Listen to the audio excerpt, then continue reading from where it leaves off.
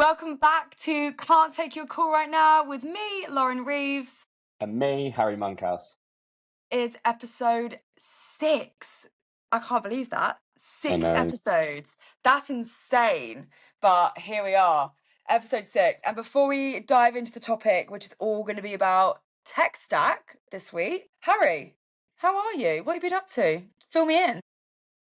So we were chatting a little bit before this. I'm a mild bit hungover. We had our work Christmas party, which I think is kind of acceptable. Probably the one time of the year where being that and like kickoff and stuff like that, being hungover at work, it did make me reminisce of like probably how hungover I was back in the day as a BDR. But yeah, definitely feeling it a little bit today, but got a lot of stuff done. And yeah, I can't believe how quickly December is going. I don't know if it's just me. Like, I thought it was the 4th of December at some point today. That might still be the hangover talking, but I was like, oh shit. Yeah. We basically got to buy Christmas presents this week. It's gone so fucking quick. I literally was thinking about it and I was like, September feels like it was like 3 weeks ago. What do you mean that it was almost 4 months ago? Yeah. I actually can't believe it. I feel like this always happens though. Q3 and Q4 always go way too fast. You do blink for these 2 quarters and I feel like they are gone. Yeah. And did you have your Christmas party this week or was it last week? No, we had ours last week. So I was hungover last Friday. So and that's why we didn't do it. And I was the same. I also actually properly drank, and I don't drink at a lot of work events. I've always sort of I just like to have an element of control still. You know how it is. I can't be yapping freely as much anymore. So I tend not to drink too much, but I just thought last week, I was like, do you know what? It's been a fucking hard year. Like, I'm gonna actually enjoy my work Christmas party, and I know that I'm not gonna do anything that's gonna get me in trouble anyway. So I'm gonna drink, and I'm gonna get a bit drunk, and I'm gonna be a bit of an idiot. And I was, and it was great. And I was on the dance floor, and I was like, woohoo! And I did wake up the next day thinking, oh, that's so embarrassing. Yeah, the anxiety I think can be a little bit different. I don't know, like anxiety is a rep. You're like, oh, I made a fool of myself. It's okay, but sometimes I go, shit, I probably shouldn't have said that as a manager. But we learn. We learn. I know. That's the thing. The thing. You're okay. So yeah, I actually had it was a really good night actually. Everyone really enjoyed themselves, which I think is so nice. I think it's really nice when you come away from like an organized work thing, like Christmas party, quarterly parties, whatever it is, and like, wow, that was a good night. Genuinely really enjoy the people that I work with. And I actually just love like where I'm working. Like, I just think that's so nice because it's not always that you have that. So yeah, it's good. Totally agree. Sometimes you just need that little like bounce, even though like we are quite simple, I think, in the sense that all it takes is like a bit of alcohol and like we're like, oh my god, life is so good. Yeah, we're terrible. We'll go to the pub, we'll have like 2 drinks, and we're like, this time next year we're literally gonna be doing that. And I'm like, that's basically how this podcast started. Yeah, I'm about to say, actually thinking about it, it was this time last year we were at the pub talking about things that we could do together outside of work. Yeah. And we're actually here a year later doing it. So I think that's pretty sick, actually. Yeah. Left the pub. Well done. Well done us. Pat on the back. Good for us. Take that. We'll take it. Yeah, exactly. Nice. Right. That's our casual chit chat done. Should we dive in? Yeah, tech stack. Where do we want to start? Harry, what are your... Okay. Top 3 technologies must. If you had to pick That's the exact question I was going to ask you. It's like we're in sync. God, Fridays we're working. Oh, look at this. Okay, top 3 that I couldn't do without. No, okay. I'm not going to include CRM in this because like CRM, like everyone has to have one of those. That's like the law of being a business. Okay, sales nav. But I think you have to have sales nav. I think you can do without it, but it just unlocks so much. So sales nav. You need a data provider. Now this. No, don't say it. This is tough, man. Which one do you pick? Exactly. What do you pick? Okay, I'm gonna go Cognizant because I've used Cognizant for years now. Yeah. And I'm very much UK market and Europe, and Cognizant has been one of the better ones for EMEA.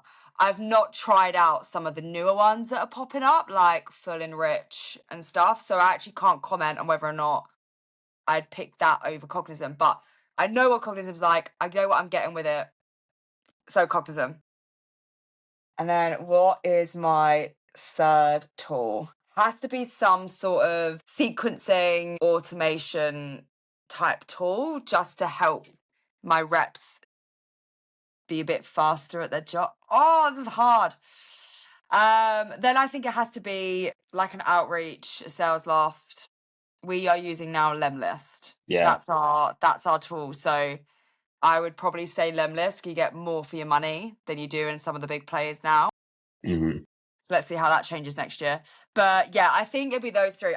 I need sales nav because that's how you're building your lists. That's how you're finding your prospects, etc. I need a data tool because otherwise, how am I going to find emails? How am I going to find numbers?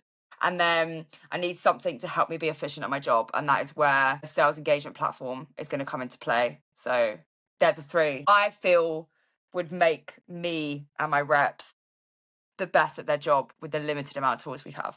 What about you? I'm exactly the same. Those three. Yeah. I think I think the that has question. to be, right? Yeah, I think it has to be. So maybe we need to open up the question to like, okay, those are the main, those are the core. What else would you go and buy? Which is kind of what we want to get into. I think on the so sales nav, I think is super important. I still think there needs to be a competitor to sales nav. Like there has to be Yeah, someone who you launches. said this before. Yeah, I keep saying this, like there has to be keep something. saying it. Well, then, Harry, you need to figure out what that is. We need to build it because then we could hopefully be billionaires. Yeah, maybe like X for business.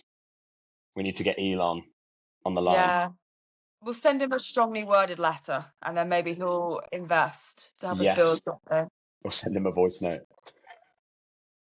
Video Um, message. But I think the data provider one, right? I mean, me and you laugh about this all the time because it's the thing that just goes off in the channel all the fucking time. Like, All the what data time. provider do you use? What data provider do you use? Oh, this one versus this one. I found that's better. Okay, fine. Who cares? They Yeah, all who pretty cares? much do the same thing. I think so. I have used probably a little bit more than you have because I've used. I mean, my sister works at Cognizant, so I use Cognizant. I use Zoom Info. I've used my free tokens on Full and Rich. I have used Apollo, Lucia. I've had and nearly bought Lead IQ at some point. So there's a lot of tools that I've tried out and tested. I think they all do pretty much the same thing. I think Full and Rich is probably the differentiated one because it's a waterfall. And I do think that's the way that a lot of these data providers need to be shifting, especially with the likes of Clay coming about. But I think overall it's about the quality of data, but also the workflow that it requires a BDR to do. There's some, like, for example, Apollo had a huge amount of trouble with being on LinkedIn. So I think they now have a LinkedIn page back, but they were If I say they're deactivated. back now. I think so because I saw someone started work there, but they had a huge issue. There's a lot of Chrome extension issues of like pulling data from LinkedIn. I think Cognizant and Zoom Info have still done that.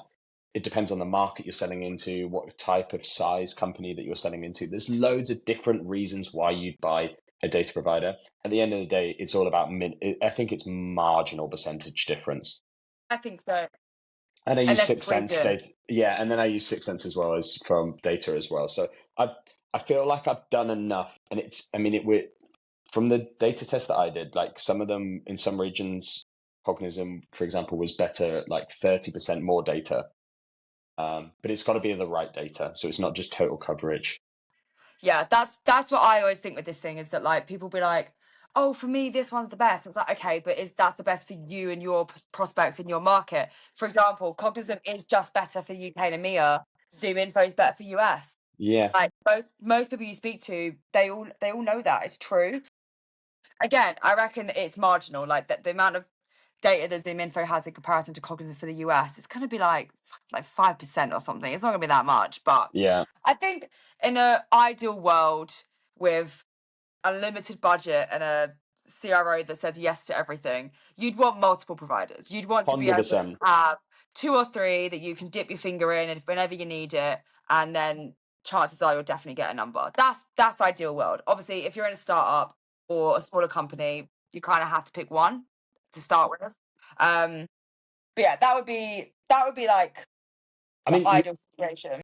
your best bet if you're a BDR or someone in sales that you listen to this, your company is paid for one. You just go and be a bit of a data provider slag and just download all the free ones and just go around and like with most of them I get like 50 free credits like from different providers each month. Times that by 5, you've got 250. Again, are you really downloading that many people? Again, it depends on how protected your work environment is and stuff, but easily done. So what would be your bonus bit of kit outside of those three? This one I find hard because this is where No, talk the me through the different options. this is where the different parts of me start coming in. The first one is like a power/parallel dialer. So your Nooks, your Orem, whatever ones there are, right? Salesfinity, yeah. Exactly, because these are going to help you call more, high volume, more connections, more conversations. So like that's one option. Second option is a gifting platform. So for us, it's Reach Desk. What else is there? There's a US main competitor that's gone up my Sendo, head. So is it Sendoso? might be Sendosa? Sendoso. There's another one again that begins with P. Anyway, so a A gifting parcel. platform. Yeah, parcel. So then gifting, because I do think gifting makes such an impact in your outbounding, and it does create really good moments. So then there's that one. Then I would say less so. So I will write it out, but I'll mention it is like a video recording platform like Vidyard, Loom. I love Vidyard, I love Loom, but you can also do video by just doing it on your phone and sending it. Like you don't have to use a platform like that. Like it looks better, it's embedded nicer. So you do want to, rather you would, but it's not completely necessary anymore. It's more of like a like to have. Yeah. So I would say it's between something like Reach Desk or something like Nooks. I think I've always been a quality over quantity person. I don't want people doing 100 dials a day. I want you to be trying to have like meaningful conversations and multi-channeling and all of that. I mean, we've just done an episode on that, right? So people know I love multi-channeling. So Really? multi-channel galore, right? Love multi-channel. So I think I'll lean to Reach Desk because I think that you giving those moments through gifting, whether that's coffee voucher, lunch voucher, prosecco, cookies, whatever it is, does make you stand out. It does open a conversation, and I think it can do more for you in the long run than just having like a parallel or power dialer. Mhm. So I'm gonna go with Reach Desk because I'm stranded on an island and I've got no choice, but I'd consider the other two as well. What about you? We definitely need to do a topic on, or me spend some time with you on how you get most out of Reach Desk. I think Vidyard and tools like that, completely nice to have. I would never put them in my top. I probably wouldn't put them in my top 5. I think Reach Desk as well. I've never been someone that's seen a lot of success from any direct mailing before. Um, So that wouldn't be my choice. I think, again, I haven't necessarily used Nooks or Orem as a manager and built a strategy around that. I mean, we talked about it in the sequencing episodes. Like, yeah. I think there's a different strategy that you can bring. So my mind goes more to like tools like I think it's Actively AI, which I had a demo on a couple of weeks ago, which is Okay. really really interesting. So it's an AI agent. So I have gone and built my own AI research agent before using Claude, and then basically given that to a BDR when I was in AE, and then she was able to use my agent to do her research on for any of the hypothesis observation buildings. So they basically you pre-built AI agents and then you do customize it, but it would be like, oh, I need to build a cold calling script for this person, or what are the expected objections that I'm going to see, or could you research these people? And it does all of that, or like create handover notes. And you can plug it in for all different types of departments. And I thought that was a phenomenal bit of kit.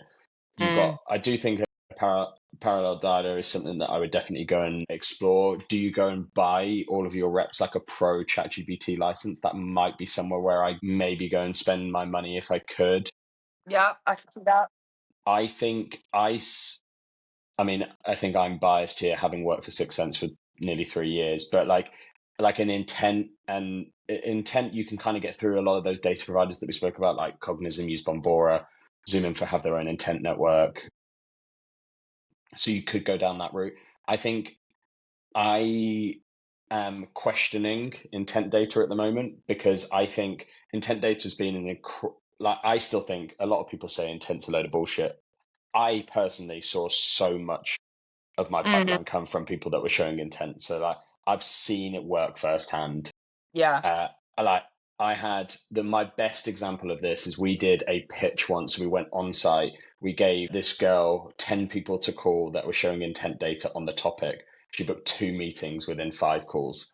And they were like, that's so weird. Like, we were researching that in our team call like the other week. Like, it worked. I saw it firsthand. But I think intent is changing with the way people are doing research, because of a lot of people are using AI. Like, I think it was like our CEO was talking about, like, a lot of people's search now is in the AI feature within Google, and taking a lot of that source. So like, are you reading as much third party articles now, or are you getting AI to read those articles as part of that? Does that flag as true intent? I don't know. Yeah. But I still think what is important is website activity, like people that come to your website. That for me is still a big trigger that I will always probably rely on, is like, if someone Mhm. comes to your website, you should be fucking hounding them, even if they didn't fill out a form, because only 3% of people that come to your website fill out a form, is the industry No, average. it's such a good point. I feel like I definitely are, we're not utilizing intent enough at the moment. That's probably why it doesn't even come to mind. Yeah, Same yeah, as you guys aren't yeah. really utilizing reach there. So that's why it doesn't come to mind for you. I think that's what's so interesting about all of these is that, like, depending on who you're chatting to and what's a priority for them and in their business, that's Hmm. going to be what they love. And then you'll Yeah. be like, I can't imagine not having that. What do you mean that you don't have that? That's fucking insane. Or I'd be like, why would you have that? That's a waste of money. For them, Mm, it could be like their Hail Mary. Like, it is so interesting. I can totally get behind intent though. We had it in previous roles that I've been in, but I saw success from it, and I agree. I think it's all about the script. It's all about how you approach those prospects with intent. That's the yeah, magic of it. Like, if you yeah. ring them up and go, I know you've been on the website, then they're gonna be like, fucking weird. Nope. Whereas Freak. obviously if you ring them and you're like, oh, chatting to a lot of people like you right now who are researching this, and this exact things they viewed on the website, then that should Hmm. make them go, Yeah, shit, I am also researching that. So that's how it works. So yeah. yeah, but you're right. 100%. That's a whole topic in its own.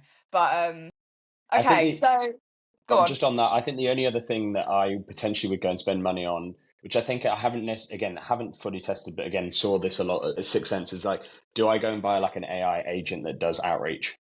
Like, again, if you go and look at like 11x or stuff like this, like, Yeah, I still think there is a gap. It's so low cost. Like, you're spending maybe 30 grand on a bit of kit, right? If you think about like a BDR's like total comp plus benefits and stuff like that, you're maybe push like $30,000 versus a maybe $80,000 cost. Um, you could be having an AI agent that just sits and does all the grunt work. Like, at least like you get an email out as soon as a trial maybe is put in, or a demo request, or you're having like your yeah, tier 3 personas are being used. It's allowing essentially a sales team to collaborate with marketing on some of the touch points that need to be happening, or at least, and no MQL doesn't get touched. yeah, Do there, I probably sit more on like how I can make my volume increase, whereas you think about quality, and that's where we are quite different. Is like, yes, yeah, I I will go and make 100 dials because I'm way more effective. Like, that's my most effective channel. I think we agree that probably nowadays, if we were doing it, LinkedIn is both our most effective channel. But back in the day, I'm a very call heavy person. You're a very like personalized, yeah, quantity over quality. No, quality over quantity. Yeah, yeah. you just deliver shit content to loads of She people. just bang out terrible LinkedIn messages Yeah. every single day. Class. I know. So other way, you deliver a lot of good content to Yes. not as many people, whereas I probably deliver quite average content to a lot of people, and that's always been my kind of like go-to. So yeah, it's interesting takes on it, but at the end of the day, they all deliver the same ROI, right? It's all more pipeline, bigger deals, better Well, close exactly. win rate. Like, you're all impacting the same things. Yeah. Really, it's just how you build it into your strategy. What would you say? is an extremely overrated bit of tech? This is a hard question. I'm even scrolling at my own question. I don't know what. What is an overrated bit of kit? Oh my God. Oh, that's fucking brutal. Okay. Do you know why I think that's a really hard question because we're also trying to answer that as like, again, a lot of the conversation that we're talking about here is just like tech and like sales Yeah. tech for sales team. Like, Exactly. Yeah. there's probably an answer in here of like what is like overrated tech. Like, there's probably loads of companies that I could go and shit on, like who I just don't know how they make money. But um, there's sales tech. So for me, like the video stuff has like been something that I have used, but have never just not seen as much value. I did one campaign that did well, but I've never understood like going and buying like a full like tool just to deliver video. Again, I just want to point out a lot of these technologies now have massively evolved. Like, Yeah. they're not just delivering video, but back in the day they were just delivering like video links and thumbnails. Like, that Yeah. was kind of it. Whereas now it's Yeah. like video So true. sources. There's a lot of like deal rooms that you can go and build. There's a lot of additional Yeah. content. So I think for me, and I know it's because I'm not using it, and I know it's because I'm sure when I start using it and I integrate it, I have a different answer, but it's clay. Like, everyone talks about clay, and I don't use clay right now. It's not in our process. We're not using it to make things better, easier. Now, I'm well aware that that is something we're thinking of doing next year. I know that we kind of want to figure out how clay could actually be a tool that Yeah. streamlines loads of stuff. But my team are a very high performing team, and I feel like we have pretty decent processes, and we don't have clay, and we're fine. Whereas I feel like you talk to some people and they'd be like, oh my God, how do you even sell a thing when you've not got clay in your process? And it's like, what? Yeah. It's just people talk about it all the time, and they do say that it's this like insane piece of kit, which I'm sure it is, but I just feel like it's overrated. Like, I feel like I'm sure that there's an impact there, but is it necessary? Not the way that I feel like people say it is. Yeah. I mean, I'd probably disagree with you on that. I think for me, the reason I haven't done it is because like how much money I would spend on it. Interesting. That's my biggest concern. Like, you can go and build out like, hey, find me the account, find me the 5 people that you need to go and find in the account, do all the research on all those people, build the message. Like, you could build out pretty much every single point of a BDR or Yeah, AE's workflow and have some form of automation go and complete that. I think that's a really tough question. yeah. I'm sure there is stuff. I'm like literally scrolling through LinkedIn to try and find like companies I don't like. Okay, so Harry's bottling it. He can't give us an answer. No, I personally like something I'm not going to go and spend money on. Oh, do you know what?